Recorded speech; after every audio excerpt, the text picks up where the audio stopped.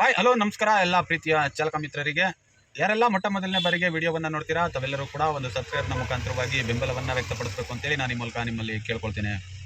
ಸ್ನೇಹಿತರೆ, ಇವತ್ತಿನ ವಿಚಾರ ಬಂದು ಮತ್ತೆ ಆರಂಭವಾದ ಯುದ್ಧ. ಸ್ನೇಹಿತರೆ, ತಮ್ಮೆಲ್ಲರಿಗೂ ಕೂಡ ಗೊತ್ತಿರುವ ಹಾಗೆ 20 ದಿನಗಳ ಹಿಂದೆ ಇರಾನ್, ಇರಾಕ್ ಮತ್ತು ಅಮೆರಿಕ ನಡುವೆ ನಡೀತಿದ್ದಂತಹ ಒಂದು ಬಹುದೊಡ್ಡ ಸಂಘರ್ಷಕ್ಕೆ ಇತಿಶ್ರೀಯನ್ನು ಆಡುವಂತಹ ಮಟ್ಟಕ್ಕೆ ಒಂದು 3 ದೇಶಗಳು ಕೂಡ ಕುಳಿತು ಮಾತುಕತೆಯ ಮುಖಾಂತರವಾಗಿ ವಿರಾಮವನ್ನು ಘೋಷಣೆಯನ್ನು ಮಾಡಿದರು.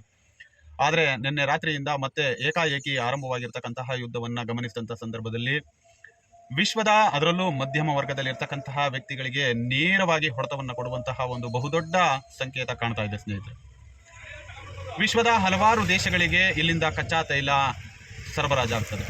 ಆದರೆ ವಿಶ್ವದ ಹಲವಾರು ದೇಶಗಳು ಅವಲಂಬಿತರಾಗಿರ್ತಕ್ಕಂತಹ LPG ಮತ್ತು ಪೆಟ್ರೋಲ್ ಬಹುದೊಡ್ಡ ಹೊಡೆತವನ್ನು ಕೊಡ್ತಾ ಇದೆ. ಸ್ನೇಹಿತರೆ, ತಮ್ಮೆಲ್ಲರಿಗೂ ಕೂಡ ಗೊತ್ತಿರುವ ಹಾಗೆ ಈ ಹಿಂದೆ ಯುದ್ಧ ಆರಂಭಕ್ಕಿಂತ ಮೊದಲು 56 ರೂಪಾಯಿಗೆ ಸಿಗ್ತಾ ಇದ್ದಂತಹ LPG ದರ ಭಾರತದಲ್ಲಿ 100 ರೂಪಾಯಿ ಹತ್ತಿರಕ್ಕೆ ಹೋಗಿ ನಿಂತಿತ್ತು. ಆದರೆ ಯುದ್ಧ ವಿರಾಮ ಘೋಷಣೆ ಆದ ನಂತರದಲ್ಲಿ 10 ರೂಪಾಯಿ ಕಡಿಮೆಯಾಗಿ ಇವತ್ತು 85 ರೂಪಾಯಿಗೆ ಒಂದು ಲೀಟರ್ ಬಂದು ನಿಂತಿದೆ.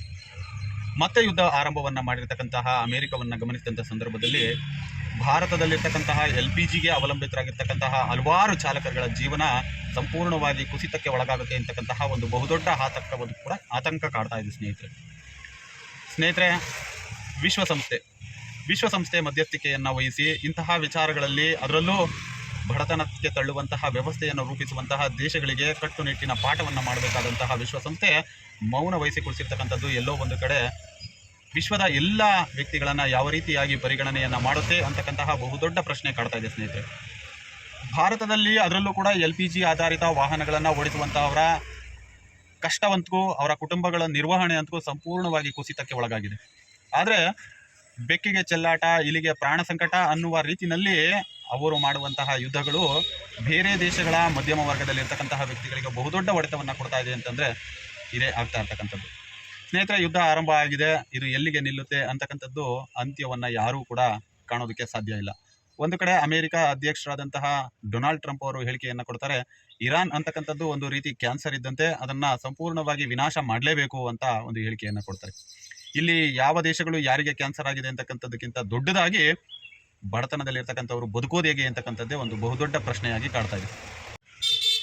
ಮಧ್ಯಪ್ರಾಚ್ಯದಲ್ಲಿ ಮತ್ತೆ ಆರಂಭವಾದ ಯುದ್ಧವನ್ನು ಕಂಡಂತಹ ಸೆನ್ಸೆಕ್ಸ್ನ ಮಾರುಕಟ್ಟೆಯೂ ಕೂಡ ಸಂಪೂರ್ಣವಾಗಿ ಕುಸಿತಕ್ಕೆ ಒಳಗಾಗಿದೆ. ಜೊತೆಗೆ ಕಚ್ಚಾ ತೈಲ ಬೆಲೆಯೂ ಕೂಡ ಸಂಪೂರ್ಣವಾಗಿ ಏರಿಕೆಯಾಗಿರ್ತಕ್ಕಂಥದ್ದು ಕೂಡ ಕಾಣ್ತಾ ಇರ್ಬೋದು ತಾವುಗಳು.